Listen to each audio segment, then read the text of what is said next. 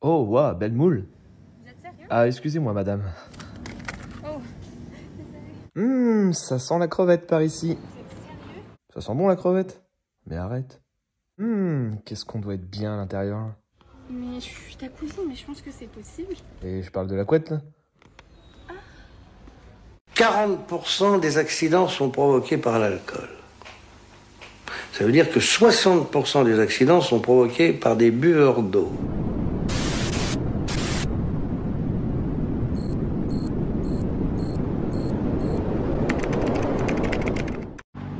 Bonjour à tous les amis, on se retrouve dans une nouvelle vidéo de présentation assez exceptionnelle. Là on est sur une voiture unique au monde, on peut dire ça presque.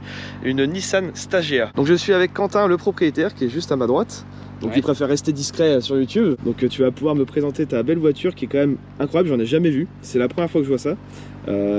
C'est une voiture qui a été modifiée, qui n'est pas d'origine. Par l'ancien propriétaire, je tiens à préciser. Oui, toi tu l'as acheté comme ça. Moi j'ai vraiment modifié juste les jantes et le capot. D'accord. Oui, le capot, parce qu'on s'est déjà vu la dernière fois, tu n'avais pas le capot en carbone qui a dû coûter assez cher, je pense. Une tranche entre 1005 et 2000. Ah ouais, quand même, pour un capot quoi, en carbone.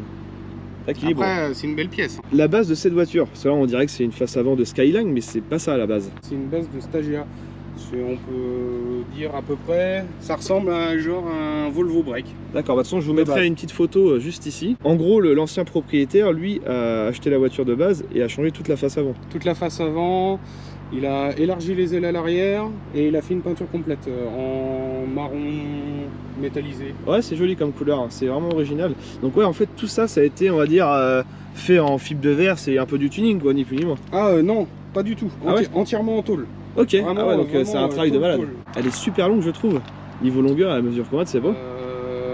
Si je dis pas de bêtises, plus de 5 mètres. Même mon habite à côté, je suis sûr qu'elle te kiffe. De toute façon, tu rabats la banquette, tu t'allonges dedans. Hein. Ah mais ça fait monstrueux le cul, comment ça fait carré et tout, hein. C'est vraiment une très belle voiture.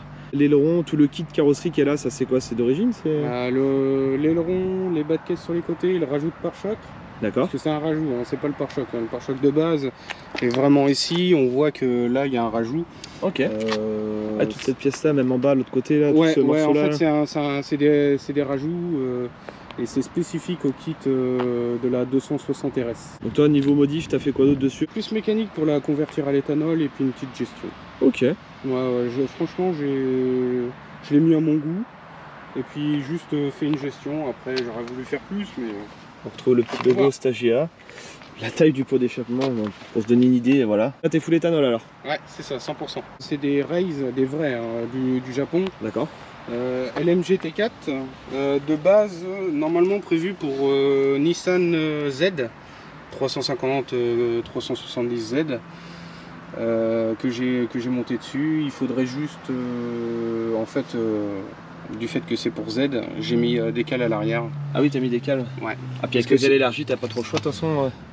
Oui, voilà, c'est ça. Et puis parce qu'en fait, sinon, je pouvais pas mettre le cache. Là, je l'ai pas parce qu'en fait, il tient pas, donc j'ai préféré éviter de le perdre. Du coup, ce modèle-là, c'est une édition assez rare, tu me disais. En France, il y en a combien, tu penses? Vraiment haut-tech, ouais. À ma connaissance, 0. Ah ouais, d'accord, c'est vraiment unique. Il y a plusieurs versions des RS4, des modèles de base avec des boîtes auto, tout ça. Mais haut tech, à ma connaissance, il n'y en a qu'une. D'accord, donc ça c'est vraiment au Japon. Et au Japon, tu en as eu combien de sorties? Environ 1700. Ah ouais, donc déjà c'est extrêmement rare de base et donc t'es vraiment unique à avoir cette face avant, les ailes élargies, puis avoir la voiture tout court. On se rend bien compte avec le soleil, la couleur est magnifique. Ouais, c'est vrai qu'on voit bien les petites paillettes, ça brille de ouf. Que jantes dorées et liseré doré quoi. Ouais, c'est ça que je trouvais bien, c'est que ça faisait exactement la même couleur. De l'autre côté, il y est pas, mais c'est l'ancien propriétaire. J'ai même pas fait gaffe. Ah! Il manque d'une deuxième bande. Donc tu vas la remettre de l'autre côté alors? Bah, il faudrait que je la remette, ouais. Ouais, ça sera histoire de faire un truc symétrique. Ça, je fais un truc qui me choque, c'est les fenêtres à l'arrière, ça s'ouvre comme ça en fait. Bah, c'est du fait de la forme de la portière, là, de l'arrondi. D'accord. En fait, il n'y a pas trop le choix vu que la fenêtre vient jusqu'à là. Ah ouais. Sinon, elle pourrait presque pas descendre. Donc, elle descend, en fait, elle se décale. C'est marrant, ça c'est original en tout cas. Un corbillard le truc. C'est vrai que c'est énorme. Ah, il y a de la place. T'as un petit filet en haut. Ah, ça a cassé en plein direct. Je vais le réparer parce que j'ai des pièces à la maison. Et du coup, c'est quoi ces petites poignées là sur les côtés là? Bah, en fait, c'est pour baisser les banquettes. Ah, directement, t'appuies dessus et ça baisse là-bas. Ok. C'est vrai que ça fait un sacré volume. C'est énorme.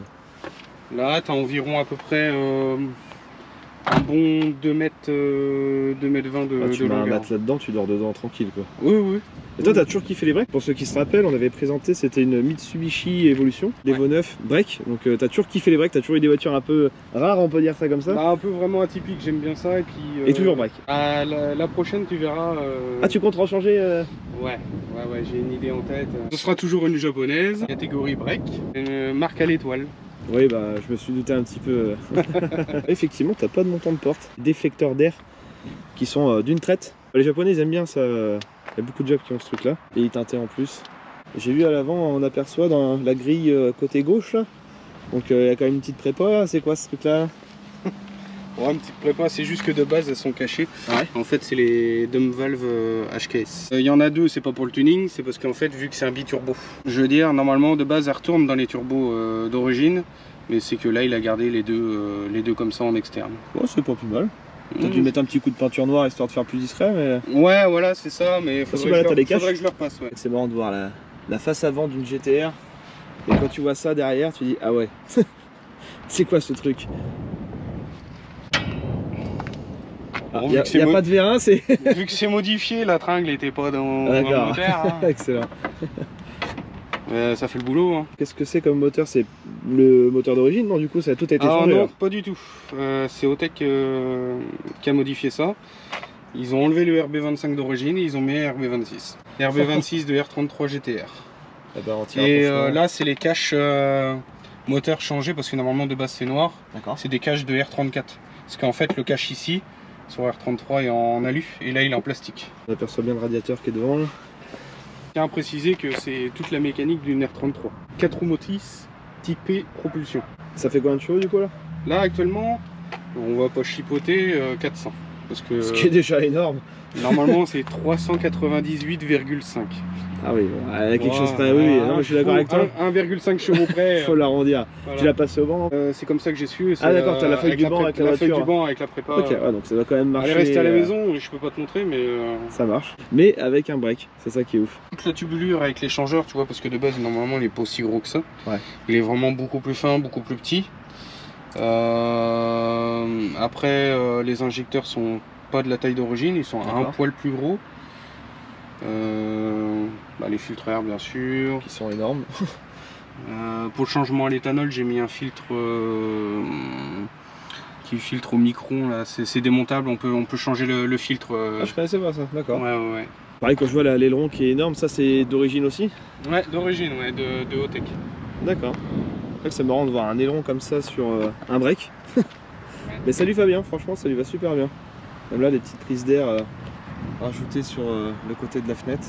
Le côté carré un peu Volvo, j'ai toujours bien aimé ces voitures là. Et puis c'est vraiment utile, c'est pas comme on va dire les breaks de maintenant où le coffre va plus être incliné. Là c'est vraiment carré. Ouais c'est ça. On peut vraiment charger ce qu'on veut. C'est ça. Mais avec 400 chevaux. De base, d'origine 280. Dû à la loi japonaise, tout ça. Ouais. Et si on peut parler de tarifs, ça vaut combien à peu près une voiture comme ça? Là tu l'estimes à combien ta voiture si demain tu la vends? Là si demain je la vends, ouais. 50. Ah ouais quand même. 100 000 km. Puis la rareté quoi. Ouais c'est surtout ça. Et puis la prépa qu'il y a dessus niveau carrosserie, niveau moteur, surtout le RB26, c'est pas... Ouais. Volant à droite, après bon l'intérieur ça reste Nissan. L'intérieur est d'origine du modèle que Otech a pris chez Nissan en fait. D'accord. En fait ils prennent un modèle comme chez Nismo, ils prennent un modèle et ils le modifient à leur sauce. Ok. Et tout l'intérieur est resté tel quel? D'origine, ouais. Sauf peut-être, si je dis pas de bêtises, le volant qui est spécial à cette version-là. Ah, je regardais tes feux avant, ils sont peut-être un petit peu ternis, comme on dit Ouais, bah en fait, c'est la maladie sur les feux de R34. C'est ce qui me semble. Ça se ternit vraiment, puis bah de toute façon, il faut les changer. Oui. C'est craquelé, c'est le plastique. Même là, on le voit là. À l'intérieur, ouais. Donc, il faudrait changer carrément les vitres. Mais tu comptes le faire l'importateur qui a importé cette voiture-là, ouais. Anthony de GT Import, et bah, il les a en stock. Normalement, à l'heure actuelle, il les a toujours. D'accord. Et il devrait les changer. D'accord. Parce que c'est pas donné, je crois, ces feux là-dessus. Tu m'avais parlé tout à l'heure de 3500 balles à peu près. Ouais, pour les feux de R34 Xenon. Là, c'est des feux de base halogène. Donc c'est un peu moins élevé, mais c'est Donc là, on dirait des xénons, t'as l'espèce de en lentille. fait, c'est moi qui ai rajouté la lentille parce que du coup, le faisceau, il est comme les Anglais. Et les xénons, on peut les modifier pour que le faisceau soit à plat, ou je crois que c'est vraiment d'origine à plat. Mais sur les feux halogènes, le faisceau est comme les Anglais, donc on peut pas modifier. On est obligé de mettre une lentille. Tout simplement. Voilà. Je me suis renseigné avant que ceux qui disent oui, t'aurais pu modifier sans y toucher. Non, c'est pas possible. J'ai bien regardé sur plein de forums, des Australiens, des Anglais, tout ça, on peut pas modifier. Dis-toi que tes feux coûtent plus cher que des feux d'Audi R8. Bah, pas ceux-là, mais les feux de vraiment xénon, ouais. Le démarrage.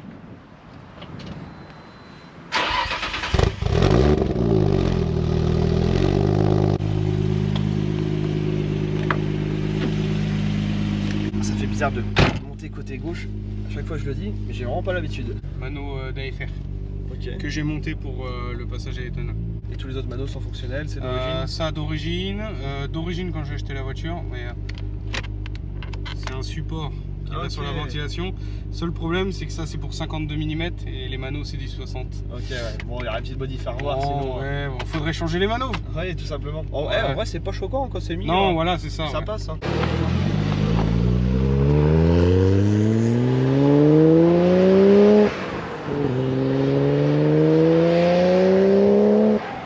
Là, on a le boost controller, le petit pommeau GTR. Pour l'autoradio, c'est en option. Pas besoin. Pas besoin. Bah, vu le bruit que ça fait derrière, effectivement, il n'y a pas besoin. On entend bien le Dumval en tout cas. Ah, j'adore ça. Ça me rappelle le taxi. Hein. C'était une turbo? Ouais, c'était un 2 litres turbo. Ah ouais, c'est sympa ça.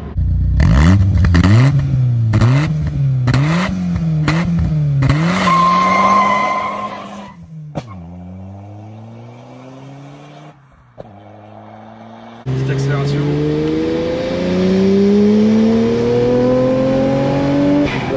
Ah ouais. Ça va, j'ai pas été à 7005 là.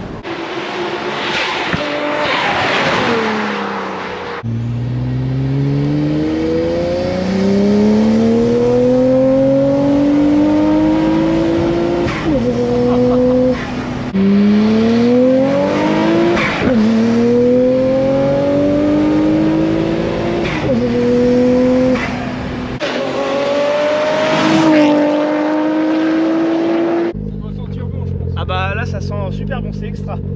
Là je suis cascadeur professionnel. Hein. Qu'est-ce qu'on ferait pas pour les abonnés?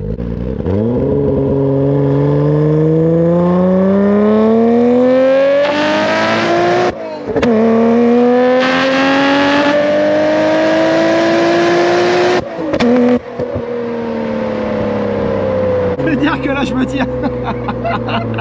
Et voilà les amis, on arrive à la fin de cette vidéo après avoir failli mourir. J'espère que cette vidéo vous aura plu. N'hésite pas à mettre un petit commentaire, un petit like comme d'habitude. Je vous dis à très bientôt pour une prochaine vidéo et abonne-toi.